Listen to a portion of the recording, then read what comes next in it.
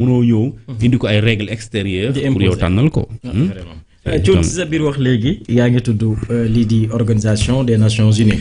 oui c'est le prix Nobel de la paix. oui yaa ngi koy tudd léegi tey aussi ñu ngi xamal ni le président Burundi daan nay déposé candidature Macky Sall fële ca poste secrétaire général bu ONU est-ce que loolu mën na tax Macky candidature am daal di jàll te état bu Sénégal àndu ci. waaw xam nga Nations Unies su ma juumalee.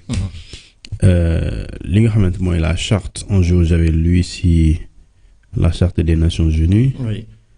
et parce que àdduna bi moom. looy wax rek da ngay dem fi ñu ko waxee. alors su ma juumalee maa ngi ci charte bi soo demee ci article 97. su ma juumalee 97 ou 87 ñaari yooyu la.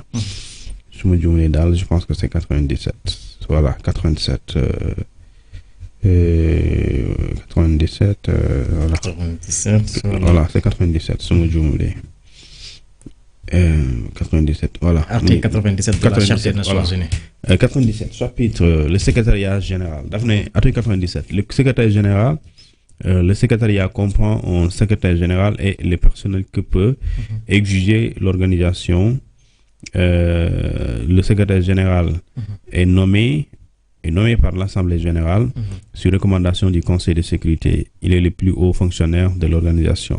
Donc ici dañ la ne léegi nag candidat bi mooy moom nga laajte. ndax le pays bi nit ki jógee forcément dafa war a porter la candidature de la personne. du forcément pas ça. du forcément loolu. nit ki fi nga dëkk mën nañu bañ a porter sa candidature keneen porter ko wala beneen kuréel porter ko léegi bu ko porter. loolu porter ko beneen affaire la. léegi ñu teg la ñu nommé la ñu tuddee secrétaire général. beneen affaire la. léegi nag nommé la secrétaire général dañ ne pour nga nekk secrétaire général des Nations Unies. il faut mu am lu ñu tuddee dañ lay nommé par assemblée générale mooy assemblée générale la ñuy def. ñu nommé la. mais bu ñu lay nommé lu ñu lay recommander. kiy def recommandation bi c'est le conseil de sécurité des Nations Unies. et ce conseil c'est un cercle restreint. léegi ñoom dañuy organiser assemblée générale ñu ne à partir de assemblée bi ci la ñuy tànn kiy doon. ce n'est même pas une élection c'est une nomination. léegi ñoom ñooy bu ñu defee assemblée bi léegi c'est le conseil. moom mooy def recommandation ne. diw lañu bëgg mu doon. li nga xamante moom mooy le président le secrétaire général des Nations Unies. maintenant le cercle puisque c'est restreint la majorité si elle valide kooku mooy doon li ñu tuddee secrétaire général. des Nations Unies. léegi nag loolu tout dépend de ce qu'on appelle des pays yi nga xamante ni des États membres. par exemple boo demee ci seen introduction chapitre bi. ñu ngi lay wax les États permanents. les États permanents de Nations Unies. nga xamante ne benn 5 lañ. 5 la Chine les États-Unis. la France le Royaume-Uni et la Russie. ñi ñoo état membre yi. lii mooy état permanent plutôt. ñi ñoo nekk ci conseil bi. moo am yeneen état su ma jumlee c'est des états non permanents. ñu toll ci 10 je pense que c'est 10. il y a 15 5 mooy non permanent. 10 yi mooy non permanent. léegi cercle conseil de sécurité ñoom ñooy nommé ki nga xamante mooy le secrétaire. ki nga xamante ni moom mooy le secrétaire général des Nations Unies. léegi nag waaw léegi nag li am solo mooy ki nga xamante ne moom la ñuy tànn. kooku réew bu mu jógee kooku pour léegi réewam porter candidature bi maanaam mu ànd ci day gën a yombal. moom mu falu. léegi gën a yombal. léegi falu bi mooy su boobaa bu ñu xoolee diplomatie. ci boobaa sa réew moom mooy dina def campagne pour yow. su boobaa sa réew day def campagne pour yow parce que day fekk moom mu valider sa candidature. day fekk aussi président su boobaa mën na jël wala mu yónni ay diplomates wala moom mu demal boppam dem rencontrer ces chefs n'est-ce pas d'état des 5 états permanents pour valider pour ñu ne. dañoo bëgg nga soutenir la candidature de notre concitoyen pour que mu nekk secrétaire général des Nations Unies. léegi nag su fekkante ni état boobu validé wu ko kooku du ci fekkante. ñu ñuy tuddee di ci nekk di def ay campagne di ko jàppale. comme ni ñu koy comprendre par exemple bu ñuy tànn su ma juumlee am na directeur benn banque africaine de développement. tey c'est mooy Amadou Hott. c'est ça Amadou Hott moo nekkoon candidat bu Sénégal.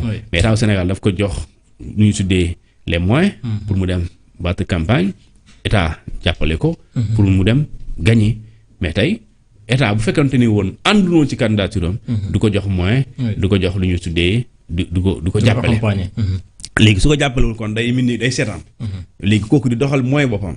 mais su boobaa dafay nekk problème léegi dans ce cas foofu lu wute un peu tuuti mooy c'est une banque boo xamante ni le candidat forcément réew moo koy porter.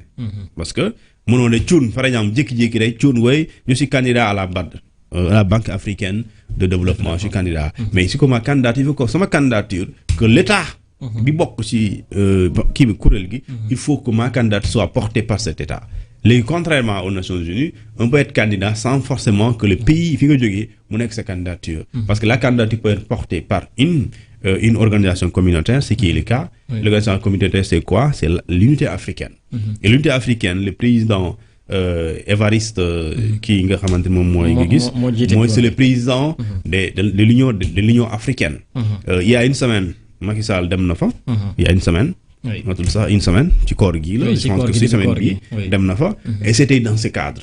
léegi nag c'est l'Union africaine. moom moo xore et c'est le président de l'Union africaine Évariste Burundé moom moo ko convié pour que ñu préparer la candidature Macky Sall aux Nations Unies. léegi ndax day jàll loolu mi ngi dépendre si.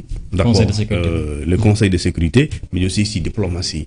et maintenant aujourd'hui loolu l'État du Sénégal aussi am na ci rôle. bu mu si joué.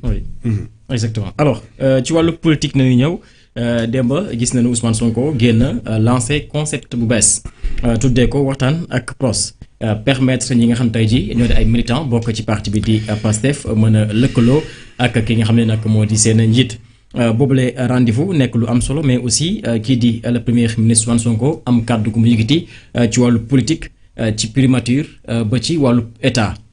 dem na sax ba tudd li nga xam ne nag mooy ab cohabitation douce tey jii bu fekkee danoo dem ba ci biir gis ni kat le président Bassirou Diomaye Faye soxlootul kii di le premier ministre Ousmane Sonko alors Thioune nan nga jàngatee sortie bi nga xam ni njiital Pastef def na ko ak kàddu gi nga xam ni yëkkati na ko si tuddee ko li nga xam ne nag mooy ab cohabitation douce entre président Bassirou Diomaye Faye ak régime bi di Pastef. waaw leeral na lu bëri d'ailleurs man am na loo xamante ni sax. C'était ma position sans moom mu wax et daf ko confirmer personnellement sérieusement sama position c'était quoi d'abord ci forme organisation ndogu bi palais présidentiel man j'avais dit que président Diomaye Faye amul pour def loolu